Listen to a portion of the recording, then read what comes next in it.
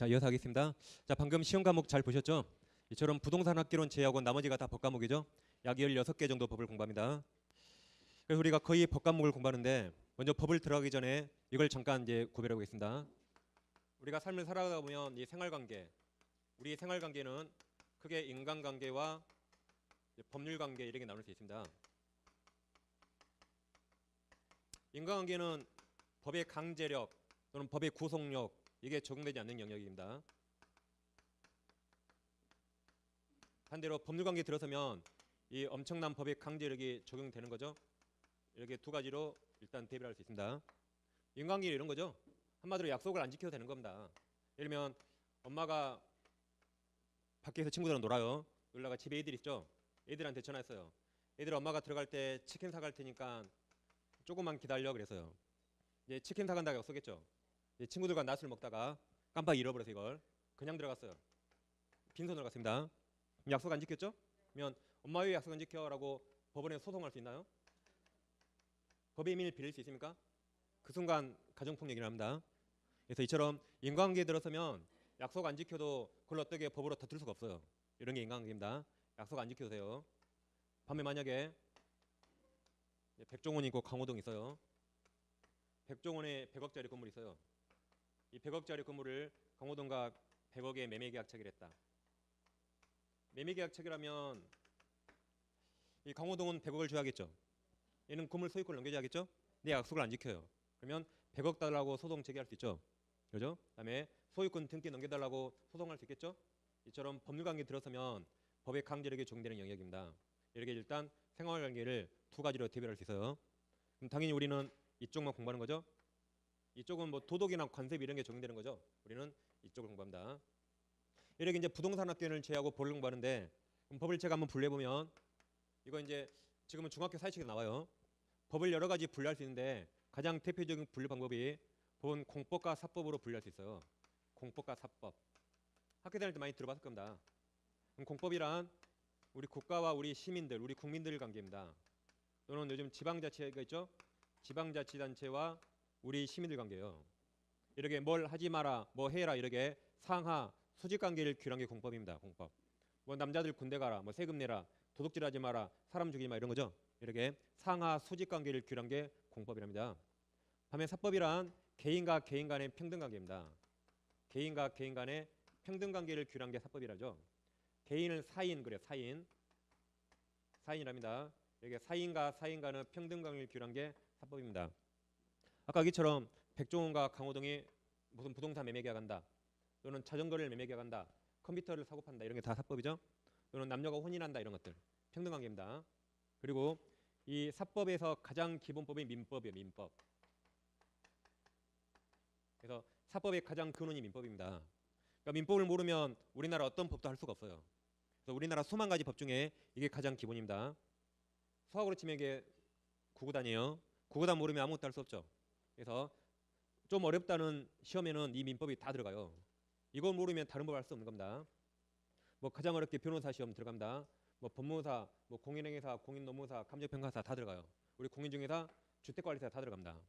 행정고시 같은 거 다 들어가요. 이처럼 좀 어렵다는 시험에는 이 민법이 다 들어가는 겁니다. 이처럼 우리 이제 이렇게 어려운 과목을 공부하는 겁니다. 근데 우린 시험 위주로 한다 그랬죠. 제가 하란 대로 하면 아주 쉬워 이건. 제 방식대로 아주 쉽습니다. 그래서 이 과목이 가장 어렵고 중요한 겁니다. 우리 시험 과목도 총 1차, 2차 총 5과목 있잖아요. 아마 여러분들이 공부해 보시면 알겠지만 이 중에 민법을 끝내면 공부량의 거의 한 3분의 1을 끝낸 거예요. 이 정도 크기를 차지합니다. 예전에 사법고시 있었잖아요. 사법고시 과목 7과목이거든요. 거기도 민법을 끝내면 절반을 끝냈다 그랬어요. 이처럼 엄청나게 양이 많고 엄청나게 중요한 법입니다. 그걸 이제 저런 공부하는 겁니다. 그러니까 여러분들은 우리 이제 선생님들이 총 6분 오시잖아요. 6분. 그 중에 누구한테 제일 잘 봐야 돼요? 저한테 잘 봐야 돼요. 그래야 제가 이 학원에는 수업을 더 짧으면서 명료하게 하는 겁니다. 아셨죠? 저한테 잘 보셔야 돼요. 그래야 합격을 빨리 해요. 왜냐면 여러분들 공부하면 알겠지만 분명히 여러분 공부 시간 중에 최소한 2분의 1을 차지할 겁니다. 해보시면 알아요. 이걸 모르면 다른 법을 할 수가 없어요. 그래서 이 중요한 걸 저랑 하는 겁니다. 이제 저랑 공부하는데 제가 저를 잠깐 소개도 안 드렸는데 제가 일단 저를 소개드리자면 아까 제가 이름만 말씀드렸죠. 일단 이 전국에 있는 중개사학원이 수백 개 있겠죠. 그 과목도 6과목 있잖아요. 그 수많은 강사 중에 아마 제가 모든 과목 통틀어서 제가 제일 어릴 겁니다. 아마 제가 제일 젊어요. 그러면 경험이 없냐? 지금 이제 강의는 딱 9년째 하고 있거든요. 이제 내년 되면 10년 되겠죠? 강의를 좀 빨리 시작해서 이용하고 있는 겁니다. 그래서 그만큼 이제 가장 젊고 강의 경력도 좀 그대로 있기 때문에 가장 스마트하게 강의할 거예요. 시험 위주로. 그리고 이제 몇 년 동안 KBS에서 제 동영상 강의도 판매했어요. 올해는 할지 아직 안 할지 모르겠습니다. 다음 서울, 강남이나 뭐 부산 등등 안 가는 데 없습니다. 여러 군데서 이제 강의를 했기 때문에 인터넷에 쳐봐도 제 이름 다 나오고 제 강의 다 떠요 이렇게. 그래서 아마 제일 중요한 과목을 믿고 충분히 따라올 수 있을 겁니다. 뭐 저뿐만 아니라 우리 학원 오시는 선생님들은 지방 4명도 없어요. 다 서울 중앙무대에 뛰시면 됩니다. 이름 쳐보면 다 나와요. 다른 학원은 달라요. 그래서 아마 제 생각인데 여러분들이 학원만 잘 따라오시면 다 합격합니다. 선생님들 아주 훌륭해요. 그래서 믿고 따라오시면 되는 겁니다. 아무튼 다시 법은 이렇게 공법, 사법 나눌 수 있고 이건 상하관계고 여기는 평등관계를 규율한 게 이 사법이고 그중에 우리는 가장 기본법을 하는 겁니다. 그 다음 이제 이건 시험에 안 나오지만 이건 반드시 하셔야 되고 이건 잠깐 적어도 되세요. 이거. 이제 법의 체계라는 게 있는데 법도 더 높은 법과 더 낮은 법이 있겠죠. 그 법의 상하가 있습니다. 우리나라에서 가장 높은 법이 뭐죠? 우리나라의 가장 높은 법을 헌법이라죠. 헌법은 우리 국민의 의사를 담은 법입니다. 헌법을 개정하려면 국회의원들이 마음대로 이걸 개정할 수 있나요? 없죠? 반드시 국민투표를 거쳐야 돼요. 우리 국민 의사를 물어봐야 됩니다. 그래서 이걸 하게 되면 우리가 또 이제 하루 쉬는 거죠. 그날 국경을 놓는 겁니다. 그래서 헌법은 국회의원들이 만들어 못 바꿔요. 반드시 국민 의사를 거쳐야 됩니다. 국민투표를 통과해야 돼요. 다음 헌법 밑에 법률이 있습니다. 법률. 이 법률이란 무슨 법 또는 무슨 법률 이렇게 끝나는 것들을 다 법률이랍니다. 우리 법은 누가 만드는 거죠? 이건 입법부 국회에서 만드는 거죠? 국회에서 만듭니다. 다음 법률 밑에 명령이 있어요. 명령은 행정부에서 만든 겁니다. 원래 법은 다 국회에서 만들어야 돼요. 근데 국회의원들이 몇 명 안 되죠? 싸움만 잘하지 전문 지식이 없어요. 전문 지식이 없으니까 법을 세세하게 만들 수가 없습니다. 그래서 국회에서는 법의 대강 아웃라인만 만들고 세부적인 것은 행정부 위임이에요. 그래서 법의 위임을 받아서 행정부에서 만든 것을 명령이랍니다. 이 명령이 두 가지가 있는데 먼저 대통령령이 있어요. 이건 법에 위임받아서 대통령이 만든 겁니다. 그 다음에 대통령 아래에 국무총리나 각부 장관들 있죠. 그들이 만든 것들을 부령을 해요. 부령. 특히 우리 시험 주관은 국토교통부이기 때문에 나중에 국토교통부령 이런 게 많이 나올 겁니다. 다른 과목에서. 그리고 대통령령을 같은 말로 시행령이랍니다. 부령을 같은 말로 시행규칙이래요. 그러니까 뉴스나 신문 보면 영 몇 조라고 들어본 적 있죠. 이걸 줄여서 그냥 시행령을 영 몇 조로 하는 겁니다. 다음 규칙은 보통 이 각종 부령을 말하는 거죠. 이렇게 헌법 밑에 법률이 있고 밑에 명령 중에 대통령령과 각종 부령이 있는 겁니다. 다음 명령 밑에 규칙이 있고 그다음 조례가 있어요. 조례는 누가 만든 거죠? 이건 이제 지방의회에서 만든 거죠.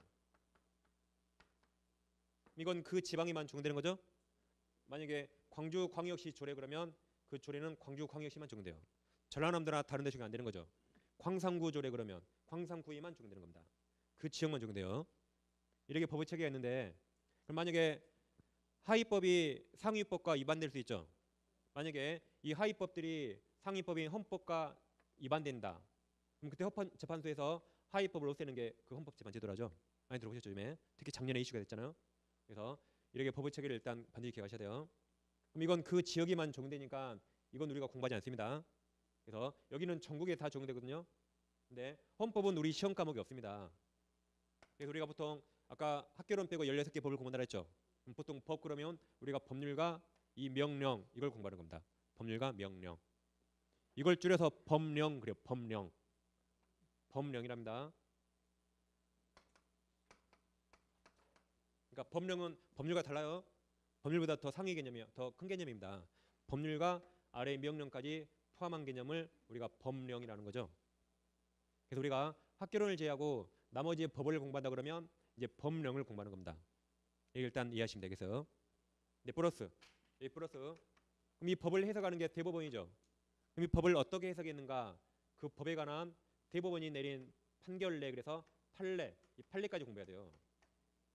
그래서 우리가 학개론을 제외하고 법을 공부한다 그러면 다 이 법령과 판례까지 공부해서 여기서 시험에 나오는 겁니다. 그럼 판례를 왜 공부하냐면 오늘 첫날이니까 뭐 시험에는 나온 건 아직 하지 않습니다. 좀 이따 할 거예요. 기본적 내용 하는 겁니다. 민법이 가장 기본법이니까 제가 이런 걸 좀 이제 말씀드려야 돼요. 우리가 법을 공부하는데 학교를 제하고 우리가 공부하는 법학은 해석학 그래요. 즉 법을 국회에서 정하죠. 그럼 그게 무슨 말인가? 우리는 해석하는 겁니다. 그럼 해석하는 주체에 따라서 유권 해석과 무권 해석이 나와요. 무권 해석이란 아무런 권한 없이 해석하는 겁니다. 즉 우리 책에도 법조문이 있는데 이 법조문이 무슨 말이겠다라고 우리가 나름대로 해석할 수 있죠. 근데 그건 내 생각일 뿐이지 다른 사람 생활관계에 영향 미치지 않습니다. 이렇게 그냥 개인들 생각, 그게 특별한 권한 없다 해서 무권 해석 그래요. 반면 유권 해석이란 국가기관에서 해석한 겁니다. 그리고 우리나라의 최고의 유권 해석 기관이 대법원입니다. 그래서 우리가 대법원 판례까지 공부하는 겁니다. 우리나라 최고의 유권 해석 기관이에요. 그럼 법의 해석학 그랬는데 예를 들어오면 우리가 민법을 공부하죠. 민법 제3조에서 이런 말이 나와요. 이건 안 적어도 시험에 안 나옵니다. 오늘은 그냥 편안하게 보시면 돼요. 사람은 생존한 동안 권리와 의무 주체가 된다 그래요. 이게 민법 제3조입니다. 즉 사람은 살아있으면 뭐 예를 들면 부동산 소유할 수 있는 겁니다. 타인에게 어떤 의무를 지는 거예요. 살아있으면. 그 다음에 우리 시험법이 아니지만 형법이 있거든요. 형법이란 어떤 행위가 범죄고 그 범죄를 어떻게 처벌하는가 그걸 규율한 게 형법입니다. 그럼 첫날인데 끔찍하지만 형법 250조에 살인죄가 나와. 살인죄. 살인죄는 뭐라 써있냐면 사람을 살해한 자는 뭐 사형, 무기징역, 5년 이상 징역에 처한다고 나와요. 이런 식으로 이제 두 가지 법조문을 일단 비교하는 겁니다. 그럼 여기 위아래 민법과 형법 250조 똑같은 단어가 있죠. 어떤 게 똑같습니까? 일단 이 단어가 똑같죠. 단어는 똑같은데 우리 대법원에서 민법 3조의 사람과 살인죄의 사람을 달리 해석해요. 민법 3조의 사람은 대법원에서 태아가 있잖아요. 태아가 엄마 몸에서 완전히 뽕 빠져나왔을 때 그걸 엄마 몸에서 완전히 전부 노출했답니다. 엄마 몸에서 완전히 노출됐을 때 이때부터 민법 사람으로 와요. 그럼 태아는 아직 여기서 사람이 아니죠. 그럼 태아는 원칙적으로 부동산 소유할 수 없는 겁니다. 원칙적으로. 예외가 있지만. 이렇게 3조의 사람을 이렇게 해석합니다. 이제 살인죄의 사람은 이래 해석을 달려요. 이제 산모가 예를 나오면 태아가 예로 나오는 거죠. 그때 태아가 나오기 전에 산모가 정기적으로 진통을 느낍니까? 뭐 그럴 때가 있다 그래요. 그래서 산모가 예를 낳기 전에 정기적으로 진통을 느껴요. 그럼 그때부터 살인죄가 사람 와요. 살인죄 사람. 그러니까 똑같이 태아를 죽였거든요. 끔찍한데 첫날인데 똑같이 태아를 죽였습니다. 근데 산모가 진통을 느낄 때 이때 태아를 죽이면 살인죄로 이렇게 처벌되는 겁니다. 근데 이 전에 죽이면 낙태죄로 아주 가볍게 처벌돼요. 이렇게 똑같은 말이 있지만 대법원 해석을 달리하는 겁니다. 그러니까 법의 의미를 정확히 아시려면 당연히 여기까지 알아야 정확히 아시겠죠. 그래서 우리는 여기까지 공부하는 것이고 여기까지 시험에 나오는 겁니다. 그러니까 공부하면 재밌어요. 이게 엄청 재밌습니다. 물론 이제 어렵게 나겠죠. 근데 엄청 재밌어요. 그래서 아마 법 공부에 빠지다 보면 나 이제 이거 학교 가고 어떤 분은 법무사 준비하는 사람도 있어요. 어떤 사람 나 로스쿨 가겠다는 사람도 있고 발음도 잘한대요. 거기 가르치는 사람도 있어요. 공부하면 재밌거든요. 그래서 아무튼 이 공부를 좀 재밌다라고 생각하시고 이해하면 긍정적으로 하시면 찍어도 많습니다. 이거 어려워 그러면 찍어도 꼭 틀려요 이게. 그죠? 그렇게 공부하시면 돼요. 그래서 일단 법의 책을 이렇게 하시면 되겠고 우리는 판례까지 공부한다 이렇게 정리하면 되겠습니다. 그럼 이제부터 이제 민법을 우리는 공부하죠. 이제부터 민법을 해보겠습니다. 이제부터.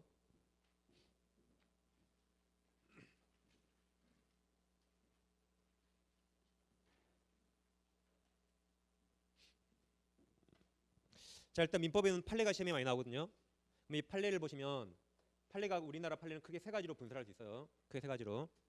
먼저 민사에 관한 판례가 있고 그다음 형사에 관한 판례가 있습니다. 형사가 아까 형법 이런 거죠. 어떤 행위가 범죄고 그 범죄를 어떻게 처벌하는가 그게 형사입니다. 다음 행정에 관한 판례가 있어요. 크게 판례를 세 가지로 분류할 수 있습니다. 우리나라는 먼저 법원이 보통 3심제죠. 그랬을 때 민사 판례는 판례 번호가 있는데 민사 판례는 판례 번호가 가나다 이렇게 나가요. 가나다. 그럼 모음 아자가 민사예요. 모음 아자. 그리고 기억이 1심, 니은이 2심, 디귿이 3심 대법원입니다. 그러니까 우리 민법책 보면 판례 번호 타자가 엄청 많이 나와요. 그래서 타만 보고도 안 읽어봐도 우리는 이게 민사에 관한 대법원 판례구나라고 알 수 있는 겁니다. 다음 형사에 관한 판례 번호는 고노도 이렇게 나와요. 고노도 이렇게 나갑니다. 그럼 모음 5자가 형사예요. 모음 5자가. 그리고 기억이 아까 1심, 니은이 2심, 디귿이 3심 대법원 나와요.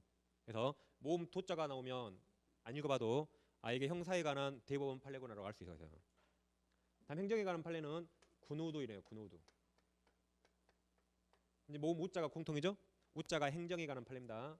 그리고 이게 1심, 2심, 3심 대법원 나와요. 여러분들이 2차 과목 공법이라든가 중개사법 공부하면 이 판례보로 많이 나와요. 이게. 물론 이것도 다 나옵니다. 민법책에는 당연히 이게 지배적으로 많이 나오겠죠. 이렇게 시험이 안 나오지만 기본적으로 알아두시면 좀 유식해 보이잖아요. 이게.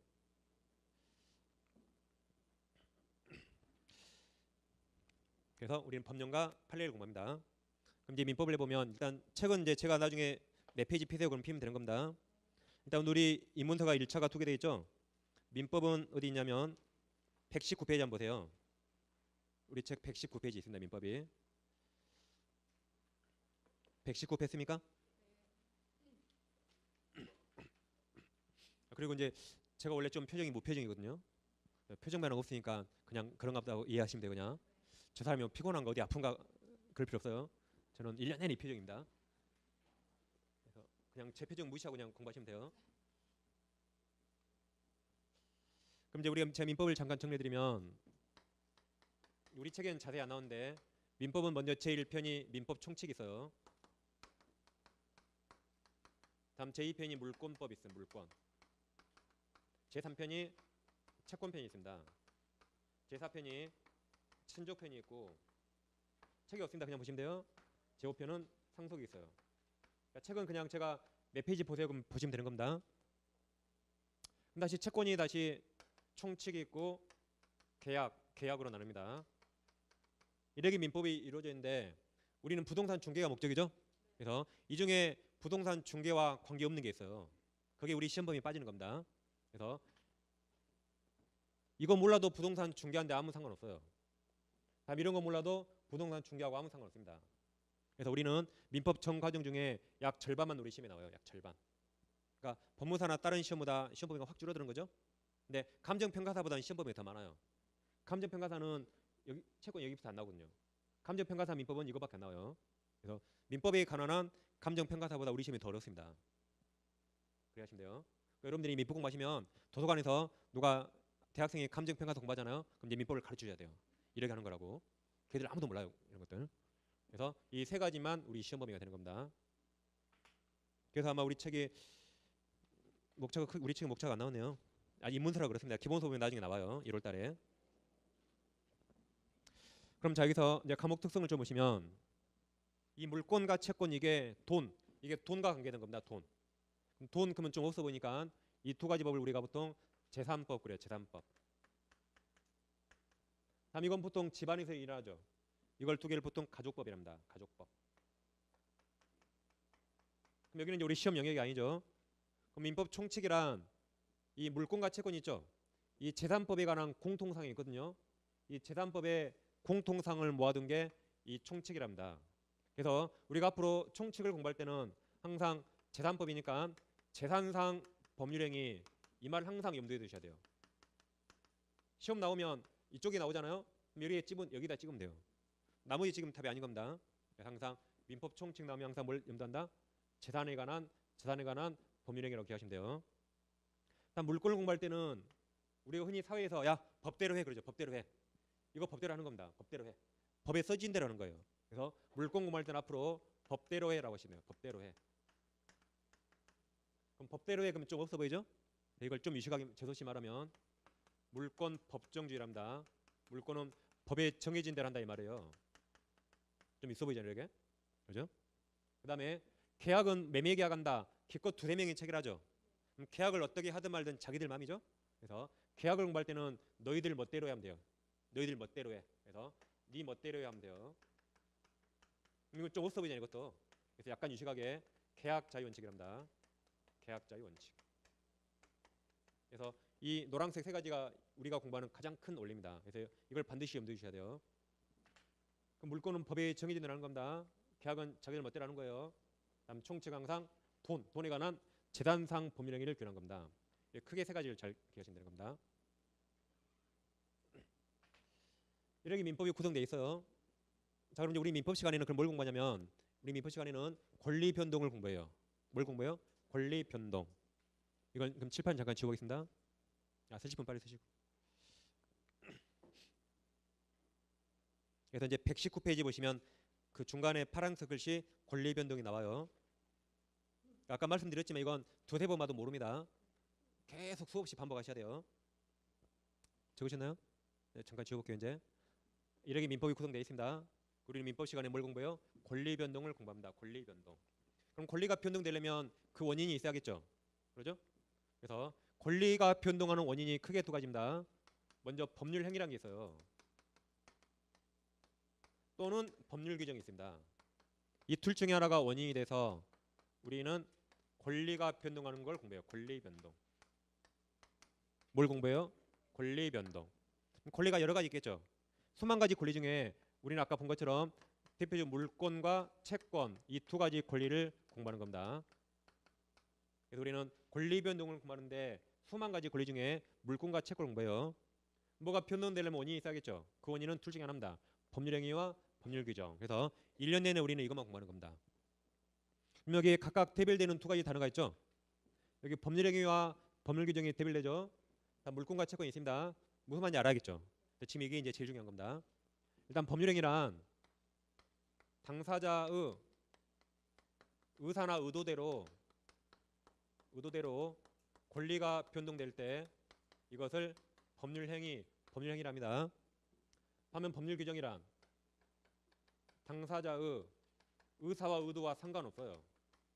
의사 의도와가 무관하게 관계없이 권리가 변동되면 이것을 법률 규정이랍니다. 법률 규정. 그럼 법률 행위는 당사자 의사나 의도대로 권리가 변동하는 거죠. 그럼 내 의사를 상대방에게 알려야겠죠? 그렇죠? 내 의사를 알려야 돼, 의도를. 그래서 법률 행위는 반드시 의사를 알려야 되니까 의사 표시가 필요합니다. 의사 표시. 이 꼭 필요한 겁니다.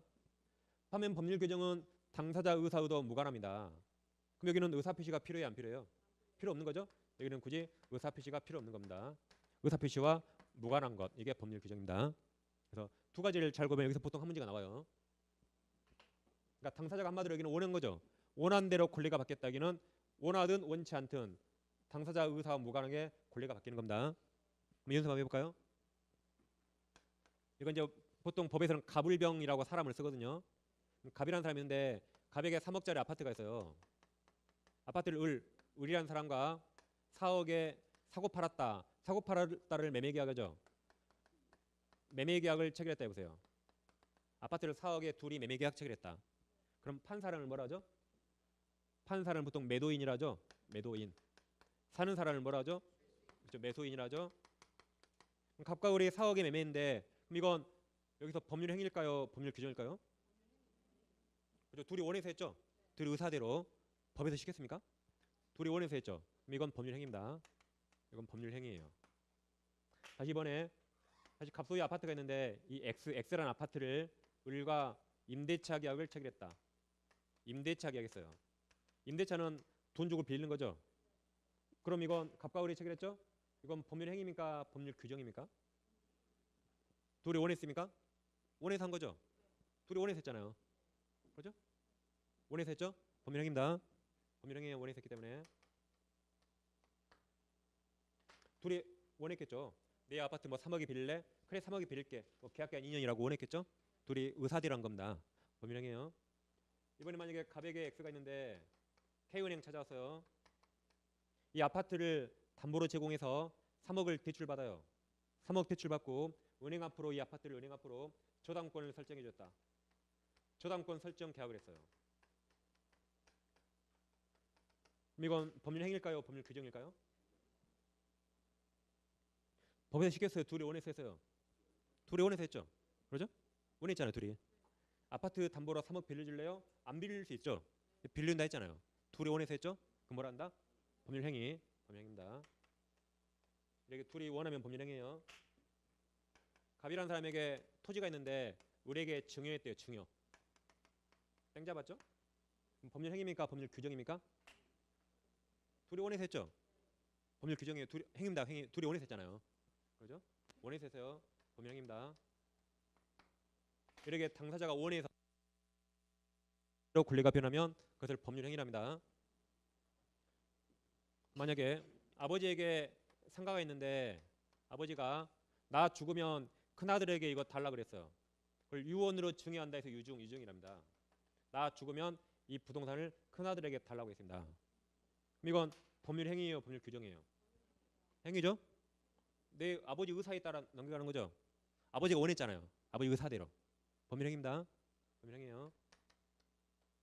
둘이 원했잖아요. 그렇죠? 이번에는 아버지에게 부동산 있는데 X부동산. 아버지가 유증 같은 걸 안 했어요. 갑자기 교통사고로 사망했다. 그래서 이 부동산이 큰아들에게 넘어왔어요. 그걸 상속이랍니다. 그럼 이건 법률 행위일까요? 법률 규정일까요? 이건 법률 규정입니다.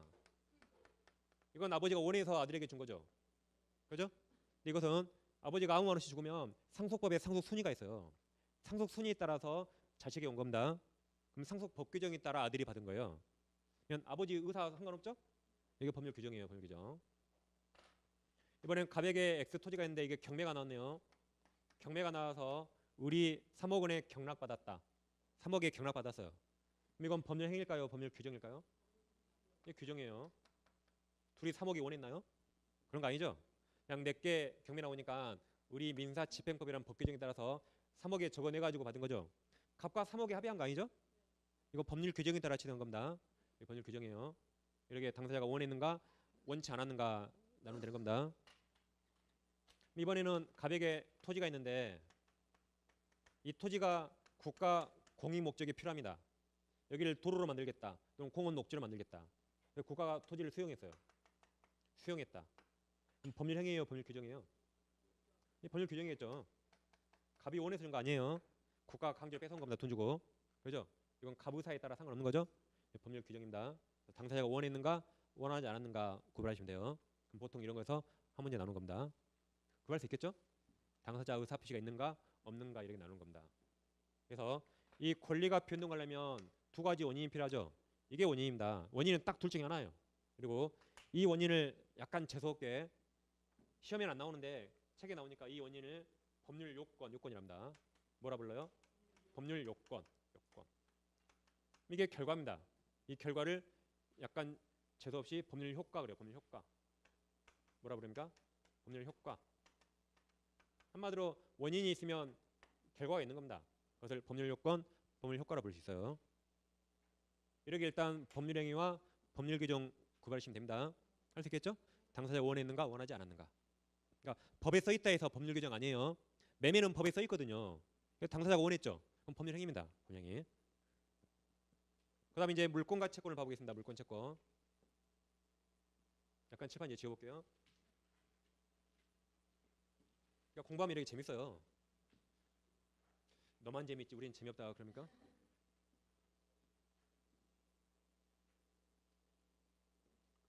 이제 우리는 주로 물권과 채권을 공부하는데 물권이란 권리는 물권은 물건 그 자체에 대한 권리입니다.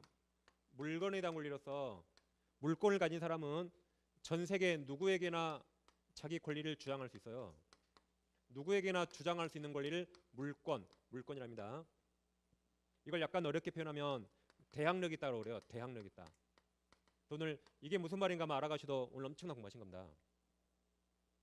그 물권 대표적으로 소유권이 물권이에요. 소유권.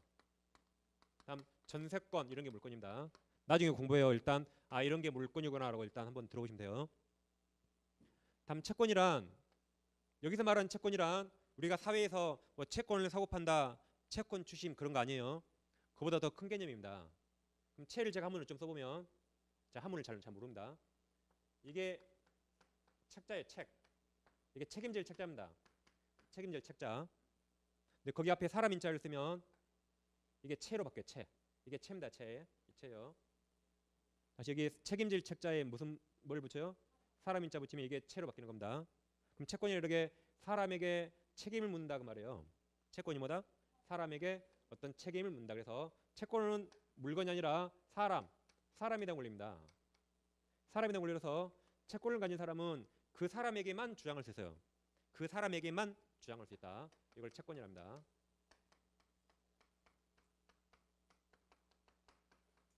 그럼 이 채권은 그자에게만 주장하고 나와 관계없는 제3자에게 주장할 수 없겠죠. 그걸 약간 어려운 말로 대항력 없다 그래요. 그러니까 정리하면 물권은 이 물권을 가진 사람은 나와 관계 있든 관계 없든 전 세계 70억 인구 누구에게나 주장할 수 있어요. 이걸 대항력이라고 합니다. 근데 채권은 사람에 대한 권리로서 나와 관계 맺은 그 사람에게만 주장할 수 있습니다. 그럼 제3자에게 주장할 수 없죠. 그것을 대항력 없다고 표현해요. 어려운 말로. 예를 들면 갑이라는 사람이 우리에게 친한 친척이에요. 2억을 빌려줬습니다. 2억을 빌려줬어요. 그럼 갑은 누구에게 2억 달라고 청구할 수 있죠? 오직 우리에게만 달라할 수 있죠. 우리한테 2억 달라할 수 있나요? 없죠. 그걸 우리가 채권을 해요. 채권. 그게 우리가 들어본 채권입니다. 그 관계 맺은 그 사람에게만 주장할 수 있고 제3자에게 주장할 수 없는 겁니다. 반면 물권은 소유권은 만약 이 건물이 제 거예요. 거짓말인데 이 건물이 제 겁니다. 그럼 제가 아프리카 가서도 광주광역시 수안주구에 있는 어떤 건물 내 거라고 주장할 수 있어요. 그럴 수 있죠. 그런 게 물권이에요. 아프리카 누구한테나 주장할 수 있다. 그럼 두 가지가 부딪히면 어떤 게 힘이 세겠어요? 이게 당연히 힘이 세겠죠. 이건 전 세계 75억 인구 누구? 얘는 기껏 두세 명. 그렇죠? 그래서 물권과 채권이 부딪히면 물권이 힘이 센 게 원칙입니다. 이렇게 물권은 물건에 대한 권리고 누구한테나 주장할 수 있어요.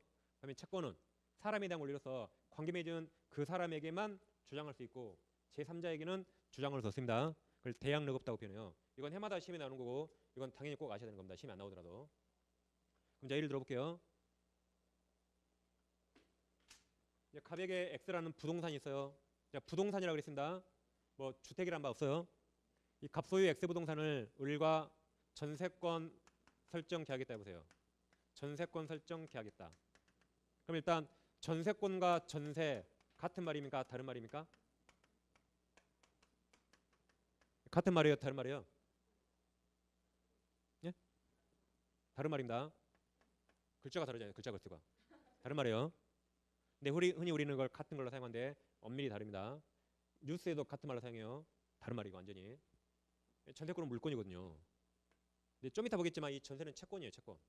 전세는 채권입니다. 전세를 우리가 흔히 임대차 그래요. 임대차는 월세가 있는 것과 없는 거 있는데 월세가 없는 임대차를 우리가 보통 전세라는 겁니다. 완전히 달라. 이건 물권이고 이건 채권인 겁니다. 그래서 갑과 을이 이 부동산에 대해서 전세권 계약했어요. 계약 기간 2년을 맺었고 우리 갑에게 전세금 3억을 지급했습니다. 전세금 3억을 지급하고 우리 이 부동산을 2년간 사용하는 거죠. 이렇게 전세권 계약 맺으면 우리 이제 전세권 등기를 해야 돼요. 그랬을 때 우리 전세권이라는 물권을 취득한 겁니다. 그랬을 때 이 빌려주는 자를 전세권 설정자랍니다. 처음에는 이 용어가 상당히 헷갈려요. 그리고 을은 내게 아니지만 타인 부동산의 전세권을 얘가 취득한 거죠.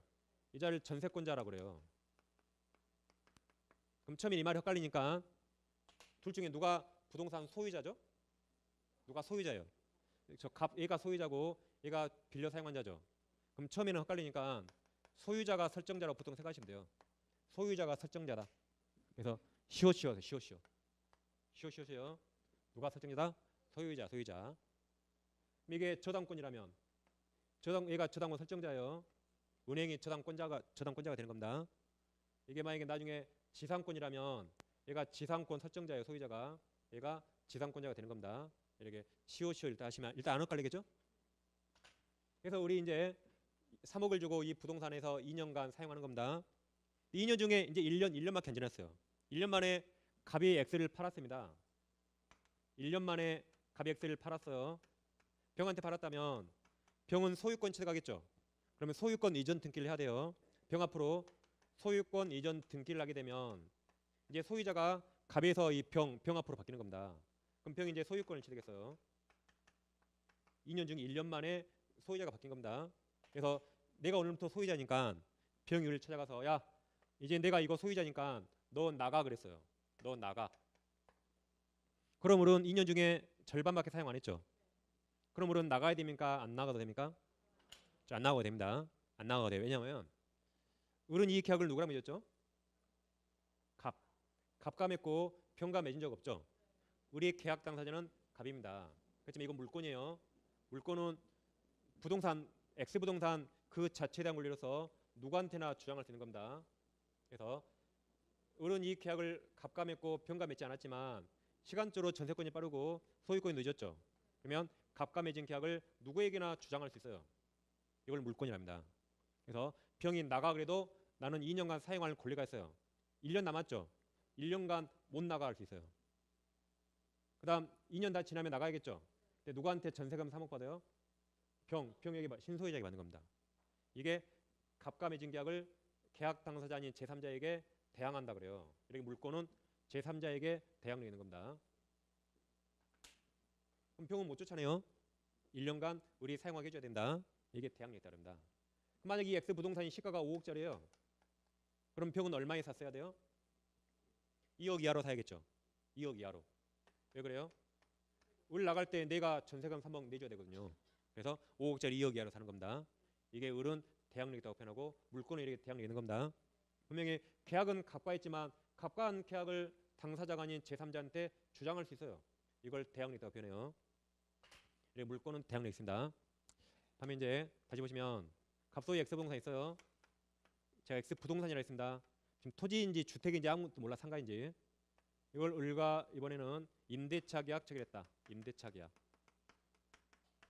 그럼 갑이 빌려줬죠? 빌려준 자를 임대인이라 하죠. 빌려 사용한 자를 임차인이랍니다. 똑같이 계약기한 2년에 얘가 갑에게 보증금 3억을 지급해서요. 월세는 없다고 가정해 보겠습니다. 이래 사용할 수 있죠? 그래서 을은 갑에게 3억을 맡기고 이 X를 2년간 사용하는 겁니다. 그럼 을은 임차권을 취득해요. 타인 부동산을 사용할 권리입니다. 이건 나중에 공부하겠지만 이건 채권이에요. 이건 채권입니다. 그 중에 월세 없죠? 이걸 우리가 아까 전세계약한다 해서 전세계약. 그러니까 전세는 채권이에요. 임대차입니다. 임대차. 그래서 을이 X를 사용하는데 1년 만에 또 이게 팔렸어요. 갑이 병을 팔았습니다. 그래서 병이 또 소유권 이전 등기 받으면 이제 누가 소유자로 바뀌죠? 병으로 바뀝니다. 그럼 병은 이제 소유권을 취득했어요. 소유권은 물권입니까? 채권입니까? 물권이에요. 이제 가장 대표 물권인데 이런 거. 이거 나중에 합니다. 이제 일단 제가 써드린 거예요. 이 1년 계약 기간 도중에 소유자 바뀌었죠. 그래서 병이 을한테 찾아가서 야 내가 소유자니까 너 그만 나가 그랬어요. 그럼 을은 아직 1년 사용 못했죠. 을은 병이 나가라죠. 을은 나가야 됩니까? 안 나가도 됩니까? 아직 2년 중에 1년 남았잖아요. 병이 나가 그래요. 그럼 을은 나가야 돼요? 안 나가도 돼요? 나가야 됩니다. 원칙 나가야 돼요. 그러면 을이 가진 건 채권이거든요. 그럼 채권은 누구한테만 주장할 수 있다? 관계 맺은 그 사람에게만 주장할 수 있고 이게 제3자에게 주장할 수 없답니다. 그럼 을은 이 계약을 갑과 맺었죠. 계약 당사자인 갑에게만 주장할 수 있고 병과 계약한 적 없죠. 병에게는 주장할 수 없습니다. 시간적으로 임차권이 먼저 성립했고 병이 이걸 나중에 취득했죠. 그래도 물권이 힘이 더 세요. 물권이 더 셉니다. 그래서 병이 나가 그러면 을은 원칙 나가야 돼요. 원칙 나가는 겁니다. 그럼 억울하죠? 억울한 건 갑에게 청구해요. 2년 다 사용 못했죠. 그 손해배상은 갑에게 청구합니다. 보증금 누구한테 받아요? 갑에게 받아요. 이게 원칙입니다. 병한테는 어떠한 권리 주장 못합니다. 이게 원칙이에요. 그래서 이건 채권이기 때문에 오직 관계 맺은 당사자 갑에게만 주장할 수 있고 병과 계약한 적 없죠. 제3자에게 주장할 수 없다고 표현합니다. 채권이니까. 근데 이상하죠? 중간에 소유자 바뀌면 안 나가던데 저 인간은 계속 나간다네. 그건 예외입니다. 예외. 그러니까 원칙과 예외를 잘 하셔야 돼요. 병이 나가 그러죠. 얘가 원래는 나가야 돼요. 근데 안 나갈 수가 있어요. 어떨 때 안 나가냐면 이건 채권이지만 나중에 공부합니다. 우리 민법 621조에서 이건 채권이지만 임차권 등기할 수 있어요. 임차권을 등기할 수 있습니다. 그럼 그때부터 예외적으로 대항력이 생겨요. 대항력. 마치 물권처럼. 그 다음에 근데 이 임차권 등기는 누가 얼마 안 하거든요. 돈 들어 안 해요. 그리고 임대인이 하라고 협조해줘야 된다. 임대인이 등기부 더러워지니까 하라 안 해요. 그리고 하라 해도 임차인이 안 해요. 돈 들거든요. 그리고 말소할 때 또 임차인이 또 자기 돈을 말써야 돼요. 보통 안 합니다. 그러다 보면 대항력이 없는 겁니다. 따라서 이제 특별법을 둬서 임차인을 보호하기 위해서 전두환 정권 때 이게 만약에 X가 주택이었다면 만약에 주택이었다면 X가 주택 임대차였죠. 그때는 주택 임대차 보호법을 만든 겁니다. 이 법에서 주택 임차인이 이삿짐을 풀어요. 이삿짐 풀었다를 주택을 인도받았다. 주택을 인도받고 다음 주소를 옮깁니다. 주민등록을 옮겼다. 그러면 다음 날 0시부터 대항력이 생기는 겁니다. 다음 날 0시부터. 그러니까 보통 주택 임차인들은 이사하고 애들 학교 때문에 보통 주소 옮기죠. 그러니까 이 법을 모르더라도 자기도 모르게 이걸 갖추고 사는 겁니다. 자기도 모르게. 이렇게 엄청난 법을 만든 게 전두환 정권이에요. 그러니까 구테타로 구테타로 정권 잡았잖아요. 서민들 환심 살라고 만든 거예요. 이렇게 서민들이 내팽이 되니까 만든 게 주임법입니다. 그다음 이게 만약에 상가다. 상가 건물. 상가 건물이면 상가 임대차 있죠. 이것도 이거 하면 돼요. 근데 이거 안 하거든요. 보통 안 하니까 특별법 상가 건물 임대차 보호법을 둬서 상가 임차인이 상가를 인도받고 다음에 여기는 세무서에서 사업자 등록 신청을 하게 되면 사업자는 신청을 되면 다음 날 0시부터 대항력이 생깁니다. 그래서 원래 이거 대항력 없어요. 채권이에요. 근데 예외적으로 셋 중에 하나로 임차인이 먼저 대항력을 치르게 했어요. 먼저 셋 중에 하나로. 그 다음에 병이 시간적 두 번째로 소유권 치러가면 시간이 이게 빨랐죠. 이때 예외적으로 을은 갑감해진 계약을 병한테 대항 주장할 수 있어요. 그래서 우리 셋 중에 하나를 먼저 갖춘 다음에 병이 소유권 치겠을 때 이제 병이 나가 그러면 왼쪽하고 똑같이 아직 인연 안 됐죠? 아직 못 나갈 수 있는 겁니다. 나갈 때 보증은 누구한테 받아요? 병한테 받아요. 병한테 받습니다. 이게 예외적으로 대항력이 생기는 겁니다. 그러니까 원칙 대항력 없어요. 노란색. 근데 셋 중에 하나를 갖췄을 때 예외적으로 빨강색 대항력이 생기는 겁니다. 근데 우리 이걸 원칙으로 알고 있거든요. 주택 임차인이 꼭 주소 옮깁니까? 안 옮긴 사람 엄청 많습니다. 그렇죠? 안 옮긴 사람 많아요. 그러니까 이런 걸 당연히 했겠지라고 생각하면 절대 안 됩니다. 원칙은 대항력 없는 겁니다. 이거. 집주인이 밖에서 나가면 나가야 돼요. 예외적으로 셋 중에 하나를 먼저 갖췄을 때 집주인이 나가면 못 나갈 수 있는 겁니다. 이건 이제 오늘 좀 들으면 약간 좀 헷갈리죠? 이건 시험에 해마다 나오고 제가 계속 할 거예요. 이거 시험 끝날 때까지 1년 내내. 오늘 약간 들으면 좀 헷갈리죠? 헷갈려도 됩니다. 1년 내내 제가 1년 내내 시험에 해마다 나오거든요. 이것은 올해 이번 시험 나왔습니다. 당연히.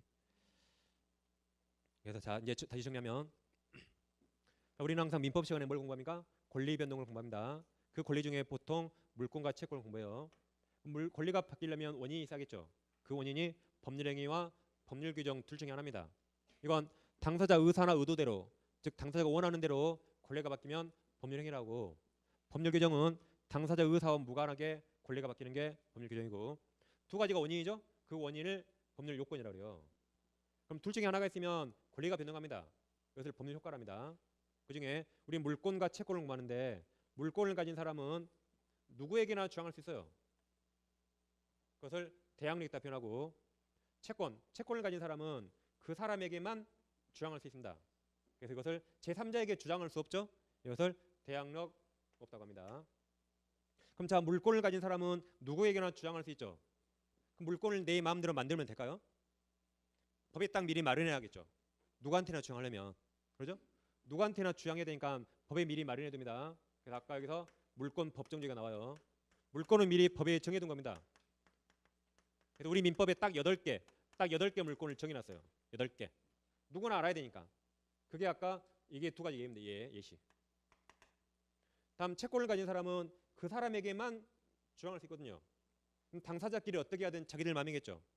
그 사람끼리만 주장하니까 자기들 마음이 하겠죠. 여기서 아까 계약자 원칙이 적용돼요. 계약자 원칙. 그들에게만 주장하니까 그들 마음이에요. 이것은. 그래서 아까 이것을 법대로 해 그랬죠. 이건 너희들 멋대로 그랬어요. 너희들끼리만 주장하고 제3자에게 주장 못하니까. 이렇게 크게 연결되는 겁니다. 그래서 이건 이제 여러분 좀 들으셔야 정확히 이해가 될 거예요. 오늘 아무튼 대항력이 뭔가만 정확히 일단 이해하셔도 큰 공부하신 겁니다. 이거 적히시면 수업 시간에 그냥 휴대폰 찍으셔야 돼요. 제 사진 나오면 그냥 거기만 자르면 되니까.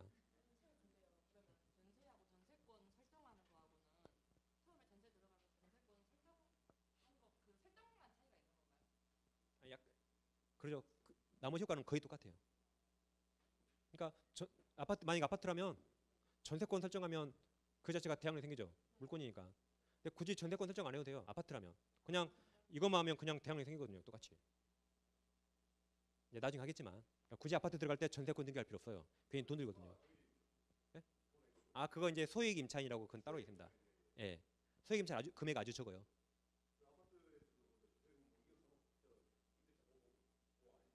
아니 안 그렇습니다. 예, 적용돼요. 예, 그러니까 상가 주택이 다 달라요 이게. 다 다릅니다. 우리가 이제 그 중에 일부를 공부하신 거예요. 그러니까 앞으로 공부할 게 많으니까 오늘 일단 대항력이 있구나라고 의미를 아시면 되겠습니다. 우리 앞에 공부가 엄청 많이 남았어요. 아셨죠? 그 중에 일부를 공부한 겁니다. 그럼 지금까지 공부한 걸 책을 잠깐 봐볼게요. 자, 119페이지 봐보세요. 119페이지. 잠깐 책 좀 잠깐 보고 쉬겠습니다. 제가 이제 책을 설명드리고 책을 읽거든요. 제가 책 읽었는데 그 자리에 밑줄 나세요 무조건. 밑줄 나시기 싫으면 왼쪽 이렇게 체크하는 겁니다. 그리고 거기만 보는 거예요. 거기만. 아셨죠? 나중에 이제 1월 달에 기본서가 이렇게 뚜껑이 나오거든요. 과목마다 600페이지, 700페이지 돼요. 그 10번 읽어도 전혀 모른다 했습니다. 제가 밑줄에 드린 것만 체크해 드린 것만 20번 한씩 보는 거예요. 그리고 이런 밑줄은 우리 학원에 저밖에 안 해줘요. 제가 얼마나 친절한지 알 수 있어요. 여러분이 공부량을 덜어드리기 위해서 단계적으로 다 해드려요. 쉬운 거 1, 2월, 좀 어려운 거 3, 4월 좀 추가, 5, 6월 달에 좀 추가 단계적으로. 얼마나 친절한지 몰라요. 그럼 119페이지 보시면 먼저 01번 총설 있죠? 뇌물 1번 권리 변동 있나요? 자, 의의 밑줄 해보세요. 제가 책 읽으면 무조건 밑줄 하는 겁니다. 당사자 간의 권리관계가 발생, 변경, 소멸하는 경우를 권리 변동이라고 하며 이러한 권리 변동이 있기 위해서는 법에서 요구하는 일정한 요건을 갖춰야 한다 밑줄 하시고 양가로 2번 권리 변동 원인이 있겠죠. 동그라미 1번 권리가 변동한 원인에는 그다음 당사자가 원하는 대로 법률 효과가 발생하는 그다음 동그라미 쳐보세요. 법률 행위 동그라미 여기 나온 거죠. 당사자가 원하는 대로 의사 의도대로 법률 행위와 그다음 당사자 의사원 관계없이 법률 효과가 발생하는 그다음 법률 규정 동그라미입니다. 법률 규정이 있다. 우리가 수많은 예를 봤죠.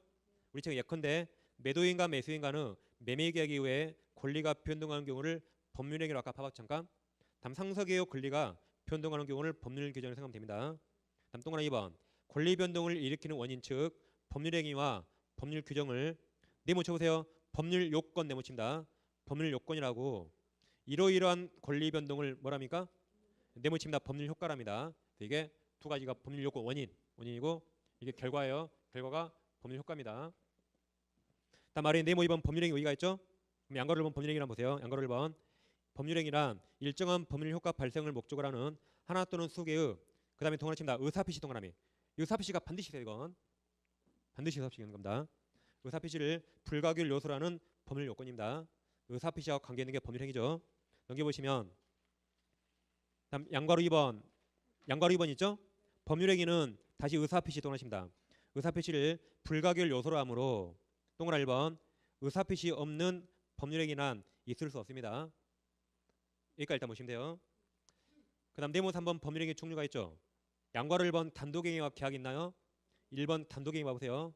그 한 줄만 위주로 하시면 돼요. 행위자 한 사람의 한 개 동그라미 한 개 의사표시로만 성립하는 법률행위를 말하며 여기 가보시면 돼요. 다음 그 밑에 그림이 나오죠. 그림 밑에 동그라미 2번 계약 있나요? 계약 보시면 청약과 승낙이라는 서로 대립되는 두 개 동그라미입니다. 두 개 의사표시의 합치 동그라미 합치하여 성립하는 법률행위를 말한다. 자 이제 47번 보시면 우리는 둘 중에 하나가 원인인데 우리가 부동산 중개하는 게 매매, 임대차 이런 걸 중개하죠. 매매나 임대차는 법률 행위입니까? 법률 규정입니까? 행위죠?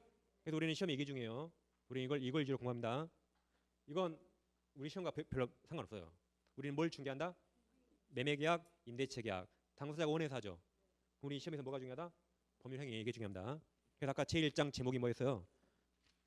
119페이지 상단의 1장 제목이 뭐였죠? 법률 행위죠? 이게 중요하니까 우리는 여기까지 보시면 되겠고 그 다음 이제 여기까지 보시고 일단 10분 쉬가시고 아까 120페이지 개념을 다시 보겠습니다. 자 10분 하실게요.